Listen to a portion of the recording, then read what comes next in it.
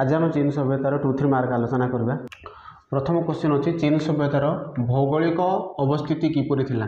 चीन सभ्यतार भौगोलिक अवस्थिति किपरि थिला। चीन सभ्यतार भौगोलिक अवस्थिति को आलोचना कले जना जाए जे यही सभ्यतार दक्षिण पूर्व भाग में प्रशांत महासागर थिला। पूर्व वीडियो जोड़ा थिला से आलोचना करूँ कि तार अवस्थिति विषय आलोचना करूँ। तो यहाँ 2-3 मार्क गुड़ाक जदि 2-3 मार्क पकाए कि चीन सभ्यतार भौगोलिक अवस्थिति कौन थिला, तो यार दक्षिण और पूर्व भाग को जदि देखा ताले दक्षिण और पूर्व भाग में कौन रही कि प्रशांत महासागर रही। दक्षिण और पूर्व भाग में प्रशांत महासागर रही।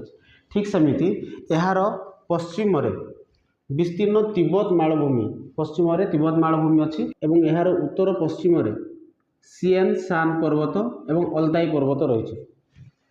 सेमती उत्तर जदि आम देखा उत्तर में मंगोलिया देश रही बेले गभी मरुभूमि रही एवं यार दक्षिण में हिमालय पर्वतमाला रही। एथिरु जना पड़े कि यही सभ्यता बाह्य शत्रु मान सुरक्षित थिला। पुणी थे देख कि भौगोलिक अवस्थिति किपरि थिला चीन सभ्यतार। चीन सभ्यतार भौगोलिक अवस्थिति किपरि थिला। चीन सभ्यतार जदि आम भौगोलिक अवस्थिति कथा कहूचे ताहले यार दक्षिण पूर्व अंचल जोटा अच्छी दक्षिण पूर्व भाग में कौन अच्छी प्रशांत महासागर अच्छी। पश्चिम जदि आम देखा ताहले तिब्बत मालभूमि रही एवं उत्तर पश्चिम सिएन शान पर्वत और अल्ताई पर्वत रही। यार उत्तर जदि देखा ताले मंगोलिया देश रही। यह सहित कौन रही कि गभी मरुभूमि एठारे देखा मिले। सेमती दक्षिण में देखिले आम विशाल हिमालय पर्वतमाला देखि था। क्वेश्चन नंबर 2 चीन सभ्यतार राजनैतिक जीवनी किपरि थिला। चीन सभ्यतार राजनैतिक जीवनी किपरि थिला। देख यार प्रथम राजा थिले फुसी, अर्थात चीन सभ्यतार राजनैतिक जीवनी कथा आम आलोचना कले यार प्रथम राजा के थिले फुसी थिले। यार सामाजिक जीवनी और राजनैतिक जीवनी यही समय सामाजिक राजनैतिक संगीत आदिर विकास होता। अर्थात चीन सभ्यतार जिते फुसी राजा थिले से समय सामाजिक स्तर में राजनैतिक स्तर में एवं लिखन प्रणाली संगीत आदिर विकास होता। यह व्यतीत आईन अनुमोदित यह समय बह था। पॉइंट नंबर 2 हूँ आईन अनुमोदित बह। से आईन अनुमोदित बह यह समय प्रचलित था। यह व्यतीत सेठारे सांग, चाउ, चीन, हान, टांग आदि वंशर राजा मैंने एठारे शासन करुले। 1750 रु 1125 बीसी समय को जब देखा ताले एठारे सांग वंशर राजा मैंने शासन करुले। सेमती 1125 बीसी समय एठारे चाउ वंशर राजा मैंने एठारे शासन करुले। यापर जदि आम देखा कि तृतीय बीसी समय ए समय चीन नामक जड़े राजा शासन करते जार नाम अनुसार यही देशर नाम चीन रखा जाता। पुनर्बार देख यार प्रथम राजा थे फुसी। यार से प्रथम राजा थे फुसी थे। समय सामाजिक स्तर में विकास आसाला, राजनैतिक स्तर में विकास आसाला, लिखन प्रणाली संगीत आदि क्षेत्र में कला और साहित्य क्षेत्र में समय विकास आसाला। फुसी जिते थे से समय कौन करते कि आईन अनुमोदित बह समय आईन अनुमोदित बह प्रचलन थिला। यह व्यतीत एठारे सांग वंशर राजा शासन कर, चाउ वंशर राजा शासन कर, चीन वंशर राजा अर्थात चीन जी थे चीन समय राजा शासन कर, टांग आदि वंशर राजा मैंने एठारे शासन कर। 1750 रु 1125 सांग वंशर राजा मैंने एठारे शासन कर। सेमती 1125 बीसी समय एठारे चाउ वंशर राजा मैंने शासन करते। एमाने जो चाउ वंशर राजा मैंने शासन करले एमाने प्राय 900 वर्ष धरी एठारे शासन करते। यापर तृतीय बीसी समय जिते तृतीय बीसी समय एठारे चीन नामक जड़े राजा शासन करते जहाँ नाम अनुसार चीन देशर वर्तमान प्रचलित चीन तांकर नाम अनुसार होता। सी हुआंगती किए थे? सिंह हुआंगती किए? जदि आम देखा चीन राज्यर सबुठारु पराक्रम राजा थे सिंह हुआंगती। अर्थात चीन देशर सबुठारु पराक्रम राजा सिंह हुआंगती थे। चीन देशर सबुठारु पराक्रमशाली राजा सिंह हुआंगती से समय हान, चाओ, वी, चू, इयन, हान, चाओ, वी, चू, इयन आदि राज्य को से जय करते। यही समय अर्थात सिंह हुआंगती जो समय थे से समय राजधानी थिला हिनयांग। हिनयांग थिला तांकर राजधानी। से सुदीर्घ प्राचीरी जोड़ा ग्रेट वॉल ऑफ चाइना निर्माण करते।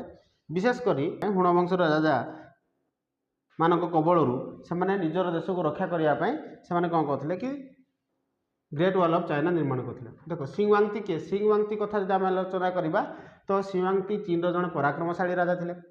आंक समय जिते ସି ୱାଙ୍ଗତି ଯେତେବେଳେ ଶାସନ କରୁଥିଲେ ହାନ୍ ଚାଓ ଉଇ ତୁ ଏବଂ ୟେନ୍ ଆଦି ରାଜ୍ୟକୁ ସେ ଜୟ କରିଥିଲେ। ସେହି ସମୟରେ ୟାଙ୍କର ରାଜଧାନୀ ଥିଲା ହେନିୟାଙ୍ଗ ଥିଲା ୟାଙ୍କର ରାଜଧାନୀ ଏବଂ ସେ ସୁଦୀର୍ଘ ପ୍ରାଚେରୀ ଅର୍ଥାତ୍ ଗ୍ରେଟ୍ ୱାଲ୍ ଅଫ୍ ଚାଇନା ନିର୍ମାଣ କରିଥିଲେ। ହୁଣ ବଂଶର ଯେଉଁ ରାଜାମାନେ ଥିଲେ ତାଙ୍କଠାରୁ ସେ ନିଜ ଦେଶକୁ ରକ୍ଷା କରିବା ପାଇଁ ଗ୍ରେଟ୍ ୱାଲ୍ ଅଫ୍ ଚାଇନା ନିର୍ମାଣ କରିଥିଲେ। ସାମାଜିକ ଜୀବନୀ କିପରି ଥିଲା?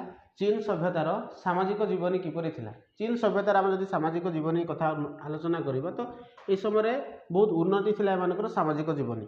ଏ ସମୟରେ ସାଧାରଣତଃ ସମାଜର ମୁଖ୍ୟ ଯିଏ ଥିଲେ ସମାଜର ମୁଖ୍ୟକୁ ରାଜା ବୋଲି କୁହାଯାଉଥିଲା ବା ସମାଜର ମୁଖ୍ୟରେ ରାଜା ଥିଲେ ସମାଜର ମୁଖ୍ୟ।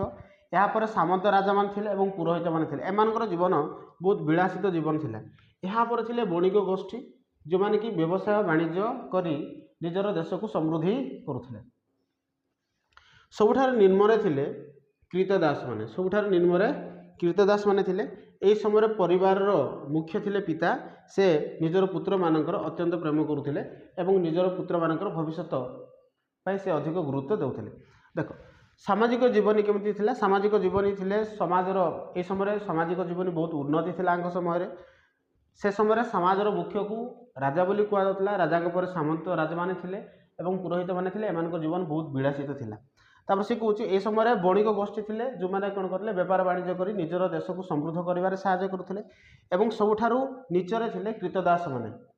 ଏବଂ ଏହା ଭିତରେ ଏହାପରେ ସେହି ସମୟରେ ଯେଉଁ ପରିବାର ଥିଲା ପରିବାରର ମୁଖ୍ୟ ଥିଲେ ପିତା ଏବଂ ସେମାନେ ଯେଉଁ ପିତା ଯିଏ ଥିଲେ ସେ ନିଜର ପୁତ୍ରମାନଙ୍କୁ ଅତ୍ୟନ୍ତ ଭଲ ପାଉଥିଲେ। ସେମାନଙ୍କର ଭବିଷ୍ୟତ ନିର୍ମାଣ ପାଇଁ ସେ ସର୍ବଦା ତତ୍ପର ରହୁଥିଲେ। 5 ନମ୍ବର ହେଉଛି କି ଅର୍ଥନୈତିକ ଜୀବନୀ କିପରି ଥିଲା? ଚୀନ ସଭ୍ୟତା ସମୟରେ ଅର୍ଥନୈତିକ ଜୀବନୀ କିପରି ଥିଲା? ଅର୍ଥନୈତିକ ଜୀବନୀ କଥା ଯଦି ଆମେ ଆଲୋଚନା କରିବା ଏହି ସମୟରେ ପ୍ରଧାନ ଜୀବିକା ଥିଲା କୃଷି ଅର୍ଥାତ୍ କୃଷି କାର୍ଯ୍ୟ କରି ସେମାନେ ନିଜର ଜୀବନ ଜୀବିକା ନିର୍ବାହ କରୁଥିଲେ। ଓକେ ସେମାନଙ୍କର ଯେତିକି ଜମି ଥିଲା ଜମିର 2/3 ସେମାନେ ଚାଷ କରୁଥିଲେ। ତାଙ୍କର ଜମି ଯେତେ ଥିଲା ସେଥିର 2/3 କେବଳ ଚାଷ କରୁଥିଲେ। ଉନ୍ନତ ଚାଷ ପାଇଁ ସେମାନେ ସାରର ବ୍ୟବହାର କରୁଥିଲେ। ଏହା ସହିତ ଜଳସେଚନ ମଧ୍ୟ ସୁବିଧା ଥିଲା। ସେ ସମୟରେ ସେମାନେ ଜଳସେଚନ କରୁଥିଲେ। ଜଳସେଚନ କରି ସେମାନେ ଚାଷବାସ କରୁଥିଲେ ଏବଂ ସେ ସମୟରେ ଅଧିକ ଶସ୍ୟ ଉତ୍ପାଦନ କରିବା ପାଇଁ ସେମାନେ ସାର ବ୍ୟବହାର କରୁଥିଲେ। ସେମାନେ ଧାନ ଗହମ ବାଜରା ଏବଂ ବିଭିନ୍ନ ପ୍ରକାର ପନିପରିବା ମଧ୍ୟ ଚାଷ କରୁଥିଲେ। ସେମାନେ ବୟନ ଶିଳ୍ପର ବିକାଶ କରୁଥିଲେ। ସିଲ୍କ ଆଦି ବସ୍ତ୍ର ସେମାନେ ନିର୍ମାଣ କରୁଥିଲେ। ତାଙ୍କ ସମୟରେ ବସ୍ତ୍ରର ନିର୍ମାଣ ମଧ୍ୟ ଥିଲା। ଶିଳ୍ପର ଉନ୍ନତି ହୋଇଥିଲା। ସିଲ୍କ ଆଦି ବସ୍ତ୍ର ସେମାନେ ନିର୍ମାଣ କରୁଥିଲେ। ଏହା ବ୍ୟତୀତ କାଠ କାମ କାଚ ସିଲ୍କ ବସ୍ତ୍ର ଅଫିମ ଏବଂ ଚମଡ଼ା ତମାଖୁ ଚୀନାମାଟିରେ ବିଭିନ୍ନ ଦ୍ରବ୍ୟ ସେମାନେ ବ୍ୟବହାର କରିକି କ'ଣ କରୁଥିଲେ ବିକ୍ରି କରୁଥିଲେ। ଅର୍ଥାତ୍ ମୋଟାମୋଟି ଭାବରେ ଯଦି କହିବା ସେମାନଙ୍କର ଜୀବନ କୃଷି ଉପରେ ପର୍ଯ୍ୟବେସିତ ଥିଲା।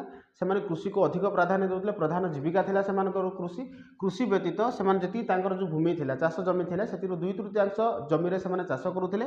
ଏହା ବ୍ୟତୀତ ସେମାନେ ଅଧିକ ଉନ୍ନତ କରିବା ପାଇଁ ଶସ୍ୟର ଅଧିକ ଉତ୍ପାଦନ କରିବା ପାଇଁ ସେମାନେ ସାର ଏବଂ ଜଳସେଚନ ସୁବିଧା କରିଥିଲେ। ଏହା ବ୍ୟତୀତ ସେମାନେ ଯଦି ଆମେ ଚାଷ କ'ଣ କରୁଥିଲେ ଧାନ ଚାଷ କରୁଥିଲେ ଗହମ ବାଜରା ଏବଂ ବିଭିନ୍ନ ପ୍ରକାର ପନିପରିବା ସେମାନେ ଚାଷ କରୁଥିଲେ। ବୟନ ଶିଳ୍ପର ବିକାଶ ହୋଇଥିଲା ସେ ସମୟରେ। ବୟନ ଶିଳ୍ପ ଏବଂ ସିଲ୍କରେ ସେମାନେ ବସ୍ତ୍ର ନିର୍ମାଣ କରୁଥିଲେ। କାଠ କାମ କାଚ କାମ ସିଲ୍କ ବସ୍ତ୍ର ଅଫିମ ଚମଡ଼ା ତମାଖୁ ଚୀନାମାଟିରେ ସେମାନେ ବିଭିନ୍ନ ପ୍ରକାର ଦ୍ରବ୍ୟ ପ୍ରସ୍ତୁତ କରି ବିକ୍ରି କରୁଥିଲେ।